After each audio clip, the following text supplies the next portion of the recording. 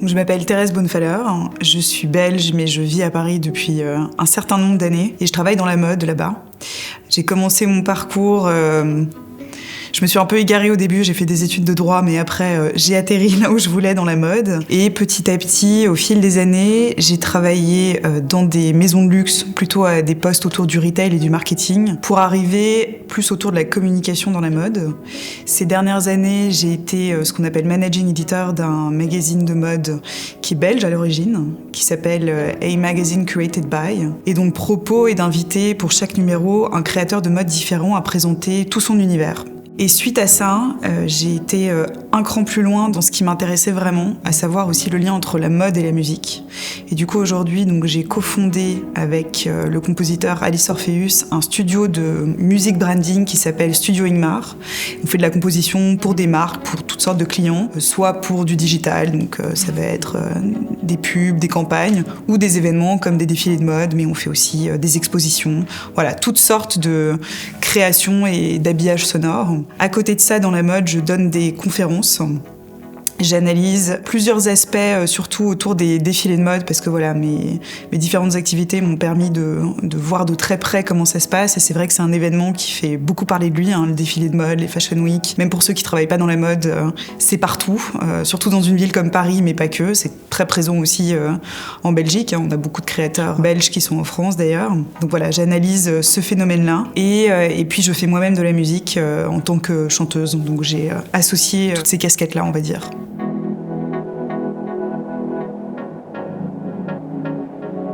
Alors, le défilé de la dernière Fashion Week qui m'a le plus marqué, j'ai toujours du mal avec cette question parce que j'arrive pas à choisir. Je pourrais répondre différentes choses. Il y en a un qui m'a marqué, c'est celui de Dries Van Noten, qui est à la tête de la maison maintenant, c'est Julian Klausner, qui est un Belge qui travaillait déjà dans la maison depuis plusieurs années. Et je trouve que c'est toujours très émouvant de voir quand un créateur, le fondateur originel d'une marque s'en va, de voir comment la succession se met en place. La succession créative, c'est un sujet qui est très vaste et qui est pas facile à prendre en main. Et aujourd'hui, on pense beaucoup aux grandes maisons de luxe, que ce soit des Chanel ou des Dior, mais les fondateurs sont décédés depuis des années. Donc comment répéter cet exercice-là aujourd'hui ? Et donc là, ça fait déjà plusieurs collections qu'il est présent. Et du coup, c'est un moment particulier parce que c'est là où on peut voir vraiment une ligne commencer à se dessiner. Et je trouve que depuis plusieurs défilés, que ce soit à l'homme ou à la femme, mais là, la dernière Fashion Week, c'était à la femme, on voit vraiment une silhouette qui se crée, qui reprend à la fois tous les codes de Dries Van Noten lui-même, que ce soit au niveau du travail de la matière, des couleurs, des coupes, notamment ce style de tailleur avec des épaules qui tombent légèrement. Enfin voilà, il avait vraiment créé sa silhouette à lui. Mais Julian Klausner, je trouve, reprend tous ces codes en les réinterprétant vraiment sous son angle de vue. Et donc on voit une nouvelle silhouette qui se dessine et du coup une marque qui a priori va pouvoir continuer à exister dans cette nouvelle direction.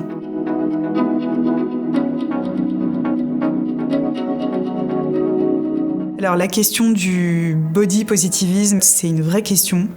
Et c'est vrai qu'on en voit un peu des revirements en ce moment. Donc c'est une question qui est apparue il y a déjà pas mal d'années. C'est une question récurrente dans la mode, que ce soit dans les années 90 avec les supermodèles qui avaient une plastique très particulière, au début des années 2000 et ensuite beaucoup de questions sur la maigreur. Et oui, cette question récurrente de se dire mais finalement est-ce qu'elle existe dans la réalité cette femme-là ? Et ces dernières années, notamment parce que cette question a été couplée aussi à une question raciale, d'intégration, de se dire que finalement on ne voyait que des femmes blanches sur les podiums. Par ce biais-là, le fait qu'on essaye de travailler avec des mannequins qui viennent d'origines différentes, on s'est aussi reposé beaucoup de questions sur le corps et on a vu il y a 5 ans beaucoup de femmes avec des formes différentes arriver, des modèles plus size comme on les appelle, qui sont vraiment dans une catégorie particulière. Et là, on voit un peu un revirement. Alors je dirais que dans les maisons de luxe, il y en a certaines qui n'ont jamais changé. Par exemple, c'est vrai que si on regarde un défilé Saint-Laurent de Anthony Vaccarello, qui est un Belge qui était à la Cambre, lui, son parti pris, il est uniquement esthétique et il aime voir des femmes très minces défiler. Et même au moment où le courant du body positivisme était au plus fort, il n'a jamais changé. Dans d'autres maisons, voilà, ça évolue. Je pense qu'il y a toujours cette idée de de fantasmes projetés au niveau de la silhouette qu'on aimerait avoir. Je pense que chez les jeunes d'aujourd'hui, cette question elle est très présente et quand on regarde des jeunes dans leur vingtaine ou même plus jeunes que ça, ils se posent la question différemment. Mais paradoxalement, le fait que la chirurgie esthétique et tous les traitements médicaux possibles autour du travail de l'esthétisation du corps, du changement de la silhouette et évoluer aujourd'hui font qu'on a un retour vers la maigreur, notamment avec ce que moi j'appelle un peu l'effet Ozempic. C'est vrai que c'est un gros débat et on l'a beaucoup vu dans l'industrie du cinéma et l'industrie de la mode. Mais voilà, comme il y a un médicament qui a été un peu détourné de son usage premier, puisque c'est un médicament contre le diabète et qui peut être utilisé par des gens qui n'ont pas de diabète et ça ralentit le métabolisme au niveau de la perception de la faim, on voit un retour à la minceur, voire à la maigreur. Je pense que c'est l'éternelle question dans la mode de...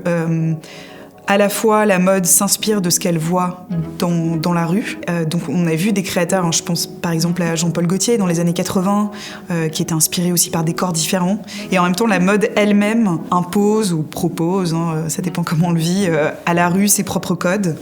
Et pour l'instant, la minceur, c'est paradoxal. On ne sait pas très bien où on en est par rapport à ça, je crois.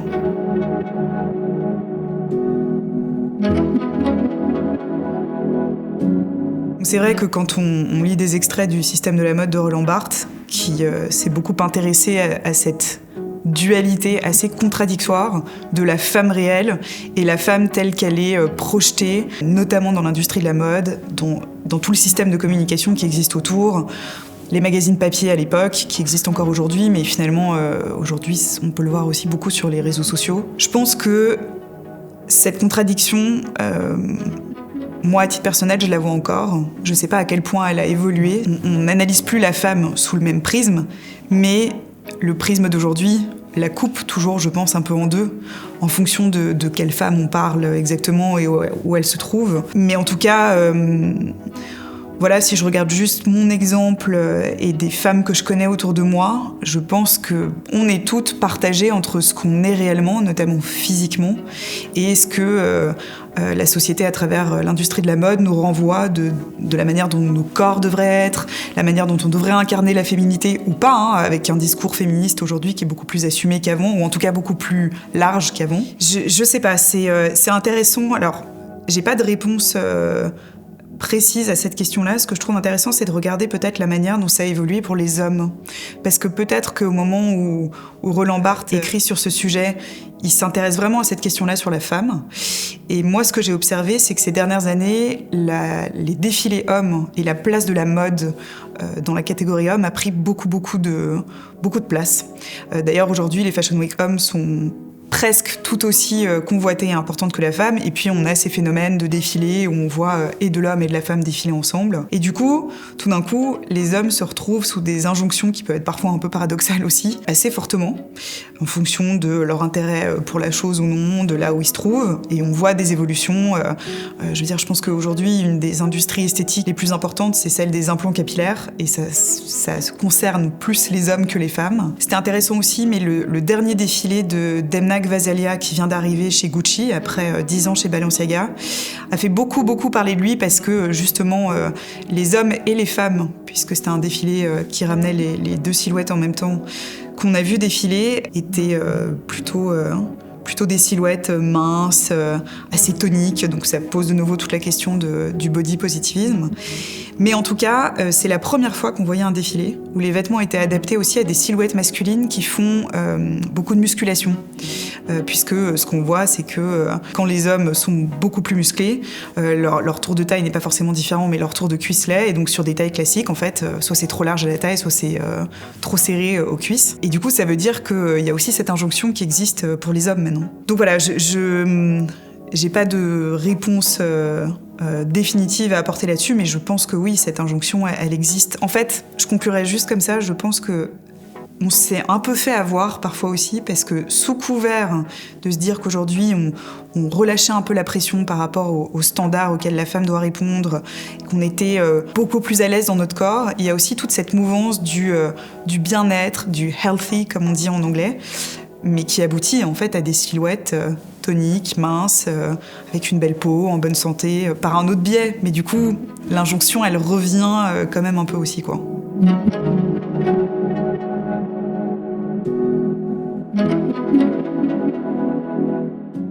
Alors le thème du Met Gala, qui est toujours un moment assez fort dans l'industrie de la mode, dans l'industrie culturelle de la mode aussi. Donc cette année, c'est Costume Art. C'est assez intéressant parce que quand on regarde ce que Bolton, donc le curateur de l'exposition, parce qu'en fait le thème il est toujours associé à une exposition en cours, ce qu'il explique sur l'exposition, c'est que le costume, souvent, on en a l'idée de la représentation, enfin de se costumer pour incarner quelque chose d'autre, mais lui, il parle du costume aussi, de l'habit qui part le corps, en fait. Donc, dans l'exposition, en tout cas, il s'intéresse beaucoup à la manière dont le corps est mis en avant dans le vêtement. Je pense que la manière dont le thème va être interprété pour le Met Gala, ça va être plus au niveau du costume, le fait de se déguiser, ou pas forcément en allant jusque-là, mais d'incarner un personnage précis. Mais c'est vrai qu'on peut penser aussi à des créateurs qui incarnent ce thème plus proche du corps. Je pense par exemple à Rika Wakubo de Comme des garçons et toute cette mouvance-là qui a toujours interrogé aussi un peu la notion de silhouette, parfois en créant des protubérations énormes. Donc si je devais dire quel serait le créateur qui serait peut-être le plus adapté, qui aurait une proposition pour cet événement, je pourrais pas répondre à cette question parce qu'en fait il y en a trop. Je pense que dans la lignée de Comme des garçons, il y a le défilé d'il y a 1 an de Marc Jacobs, qui est incroyable, où les femmes sont habillées vraiment comme des poupées et les vêtements sont presque en 3 dimensions sur le corps. Enfin, c'est un costume, mais qui nous amène même pas dans autre chose au niveau humain, mais elles ont presque l'air plus humaines, donc c'est assez intéressant. Je pense qu'il y aura beaucoup aussi d'archives de l'époque de John Galliano chez Dior, parce que en fait, tous ces défilés n'étaient que des scènes costumées, et c'est ce qu'ils voulaient mettre en avant. Donc à mon avis, John Galliano sera quelqu'un d'important. Alexander McQueen aussi, pour sa propre marque. Je pense moins à Givenchy, mais pour sa propre marque. Sinon, si je regarde les défilés qui ont eu lieu il y a quelques semaines, notamment à Paris, je pense au japonais Junya Watanabe, qui a proposé un défilé que j'ai trouvé incroyable, où en fait, tous les habits, c'était principalement des robes, étaient faites de matières existantes, donc beaucoup de cuir, et mélangées avec que des artefacts de technologie. Donc des morceaux de téléphone, des câbles, et c'était, on s'en rend pas compte tout de suite quand on regarde la robe, tout a l'air extrêmement bien assemblé, mais c'était complètement dystopique et incroyable. Donc je serais très curieuse de voir si quelqu'un va porter une de ces créations.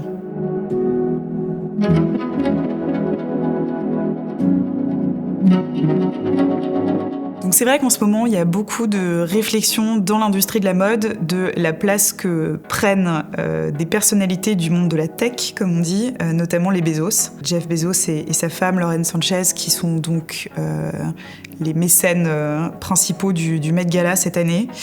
Qu'est-ce que ça veut dire ? Je pense que les liens poreux entre l'industrie de la mode et d'autres éléments plus capitalistiques, on va dire, ils existent. Enfin, la question se pose déjà depuis les années 90 avec l'arrivée de Bernard Arnault et la constitution du groupe LVMH, ou la même chose chez Kering, où c'était vraiment, il y a eu un avant et un après dans le monde de la mode. Et le fait qu'en fait, le monde de la mode a quelque chose d'extrêmement désirable et qu'à un moment donné, toutes les personnalités qui convergent vers une grande visibilité, une recherche de visibilité, que ce soit de l'industrie du cinéma ou les Kardashians, comme on l'a vu ces dernières années, ou quelqu'un comme Kanye West, et puis toute la lignée de Virgil Abloh aussi, Pharrell Williams, qui est directeur artistique de Louis Vuitton. En fait, la mode est un espèce de tampon de validation du bon goût. Et est aussi, la mode a un énorme pouvoir de tractation culturelle aujourd'hui.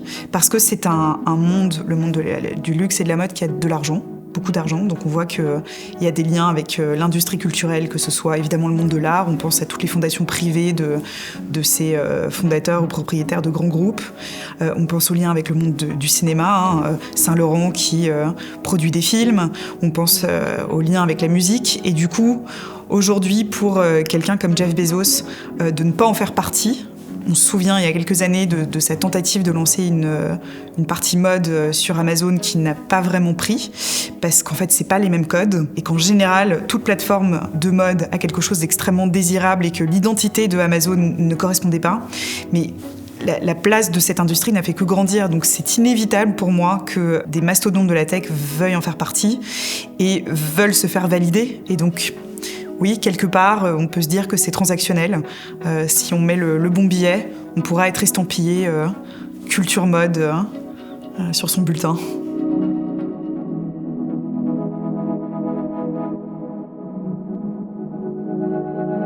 Donc, ces dernières années, on a beaucoup parlé de Tagwalk, dont le parti pris, en tout cas la manière dont sa fondatrice Alexandra Van Hout l'expliquait à l'origine, c'était de se dire que quand on travaille dans l'industrie de la mode, notamment en tant que styliste, qu'on recherche des pièces pour organiser des shootings, des éditos, etc. En fait, on était un peu perdu dans la documentation qui existe. On allait sur Google, on cherchait collections passées, etc. Mais il n'y avait pas vraiment de Google de la mode. C'était un peu son pari. Il y avait à côté de ça des bureaux de tendance qui recensaient énormément de choses pour tirer des conclusions sur le passé, proposer d'autres choses pour les collections futures. Mais c'est vrai que Tagwalk aujourd'hui, c'est un outil spécialisé dans la mode, pas ouvert comme Google, mais vraiment spécialisé sur la classification de toutes les silhouettes qui ont été créées. Je me souviens plus de la date de création de Tagwalk, mais en tout cas depuis sa création. Et du coup, je dirais que ça a aidé le travail en amont comme en aval. C'est-à-dire qu'en amont, pour plein de créatifs dans la mode, donc que ce soit vraiment des créateurs de vêtements, des photographes, des stylistes, des créateurs d'images, donc peu importe où on se trouve, ça permet de faire une recherche, d'aller dans un endroit et vous pouvez taper des mots-clés comme print léopard ou cuir rouge, peu importe, et ça va vous sortir énormément de silhouettes. Ensuite, en aval, ça permet d'avoir une vision un peu rétroactive de ce qui s'est passé et d'analyser des défilés. Aujourd'hui, quand vous voulez regarder des défilés, il y a beaucoup de gens qui vont, par exemple, sur Vogue Runway, où il y a des photos qui sont prises. C'est les fameux podiums de photographes qui sont réservés sur chaque défilé, où on voit vraiment le mannequin qui arrive de face. Ça a facilité énormément de choses et c'est sûr que ça a impacté la manière dont on peut répertorier ce qui existe.